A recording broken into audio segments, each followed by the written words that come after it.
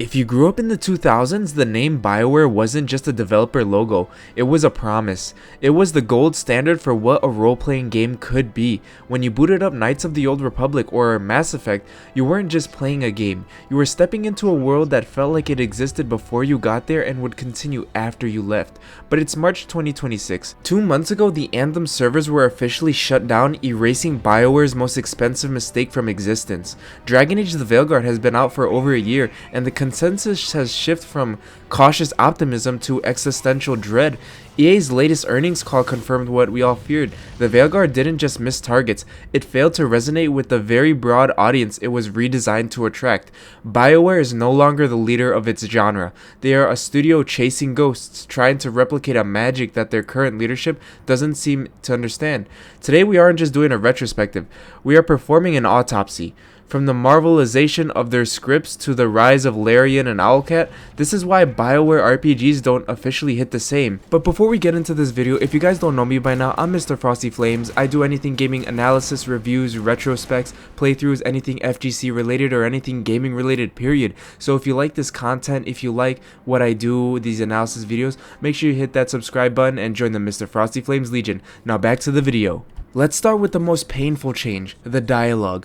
BioWare's secret sauce was always its companions. In Dragon Age Origins, you always had Alistair and Morgan, two characters who genuinely loathed each other's worldviews.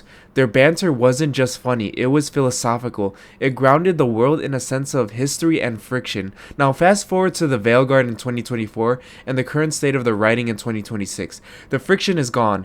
It's been replaced with what I call the Wendon effect. Every character sounds like they're a sanitized version of a Marvel superhero.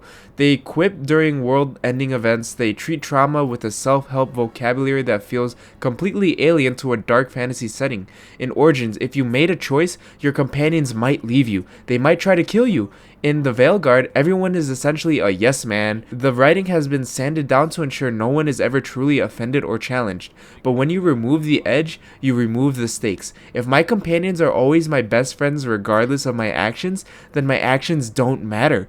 BioWare traded complex morality for quirky relatability, and the soul of the RPG died in the process. And on a more personal level, when I played Mass Effect, Dragon Age, Knights of the Old Republic, and even Jade Empire for the first time, the game so easily got me to fall in love with the companions through the dialogue. Like, I know they were just fictional characters, but it got you to actually care for them and understand their point of view, and it got you to actually want to go out of your way to talk to them whenever you had free time, and I feel like they did it so well. But when I played the Veilguard or Mass Effect Andromeda, even to a certain extent, I just didn't care because all of the companions had really no personality. They were like all the same to me. I was like, man, these aren't just companions, these are just like NPC soldiers that are with me. And I'm like, man, they have like no character, man. You gotta go back to what you did before that was great, but it was just not here in the modern BioWare games. But let's move on from that and address the 600-pound gorilla in the room.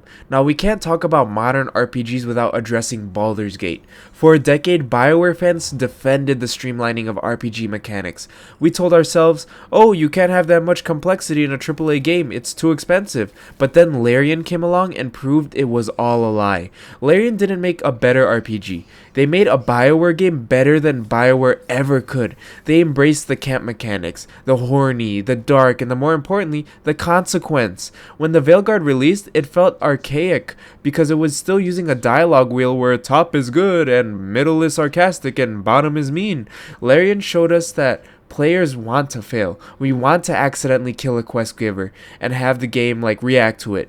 BioWare's current design philosophy is built on fear. They are afraid that the player will miss content. They are afraid that the player will feel bad. So they guide you with glowing icons and companion approved notifications.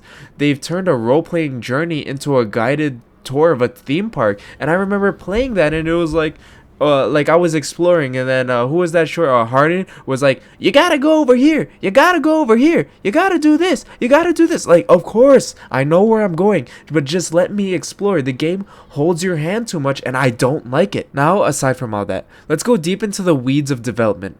For years, the BioWare Magic was actually just a euphemism for massive crunch and management failure. The transition to the Frostbite engine for Dragon Age Inquisition and Mass Effect Andromeda was the beginning of the end. Frostbite was a shooter engine. It didn't have systems for inventory, stats, or even party management. BioWare had to build those from scratch for every single game. Now think about the wasted man hours and stuff writing better quests. Engineers were fighting the engine just to make a sword swing correctly. The shift to Unreal Engine 5 for Mass Effect 5, or whatever they end up calling it, is a return to form. But is it too late? The talent that knew how to build those systems is gone. In 2025, BioWare underwent another massive restructuring, losing even more veteran narrative leads. You could change the engine, but if the drivers don't know the route, you're still going to crash. We are seeing a studio that has to relearn how to make a standard RPG after a decade of trying to make live services like Anthem. And as of March 2026, BioWare is officially a one-project studio. Anthem is dead, Dragon Age is on ice, regardless of what the PR team says, and I mean, look at the lack of DLCs. Everything, and I mean everything, is riding on the next Mass Effect game. This is a dangerous place for a studio to be. When a game has to save a company, it usually becomes safe. It becomes a greatest hits album. We see the teases of, Mass Effect 5, Liara is back, the Geth are back, Shepard is hinted at, and this is pure nostalgia bait. But nostalgia is like a sugar high. It doesn't sustain a 100-hour RPG. If Mass Effect 5 is just remember the Reapers, it will fail. It needs to address the Andromeda Galaxy. It needs to move the lore forward, and it needs to prove that BioWare still has an original thought in its head right now. Looking at its sanitized nature of its recent work, I'm not sure the current team is allowed to take the risks necessary to make this a masterpiece. And in my personal opinion, I am very doubtful for the next Mass Effect game. I mean, look at the past BioWare games. Anthem, Mass Effect Andromeda, Dragon Age the Veilguard. Those were all misses. I mean, they had miss after miss after miss. And that's crazy. And they need to learn or do something better, because out of all the BioWare RPGs, okay, Dragon Age is really good, but Mass Effect is probably the most hype and the best RPG that came from BioWare. They built a sci-fi franchise that is akin to the Star Wars of gaming, and for them to butcher that would be criminal. They would ruin all of our childhoods. I grew up playing Mass Effect. I enjoyed the transferring your saves from each of your games to make one huge playthrough, and all your decisions, rippling from Mass Effect 1 all the way to Mass Effect 5. It was all amazing to me, and I hope that they bring that back to Mass Effect 5. If there's a way to transfer, say, the Mass Effect Legendary Edition saves to the Mass Effect 5 or whatever, if it follows, the Milky Way story. I know they're probably going to mention Andromeda, but they gotta follow the Milky Way story if they're gonna go with Liara and the Geth. But, it's just gonna kill me if it's bad, and honestly, I am very doubtful because of the reasons I said, previously in this video. So in the end, why don't they hit the same? Because BioWare used to be just a group of nerds making games for nerds, and now they're a corporate entity making products for demographics. They are chasing the Destiny crowd, then the Marvel crowd, and then the Fortnite crowd. But RPG fans don't want a game that fits in. We want a game that stands out. We want the jank of Jade Empire. We want the brutality of Dragon Age Origins. We want the loneliness of Mass Effect 1. Until BioWare stops being afraid of its own shadow, until they stop letting EA's accessibility consultants sand down every interesting edge, they will continue to be a mid-franchise or a mid-game developer.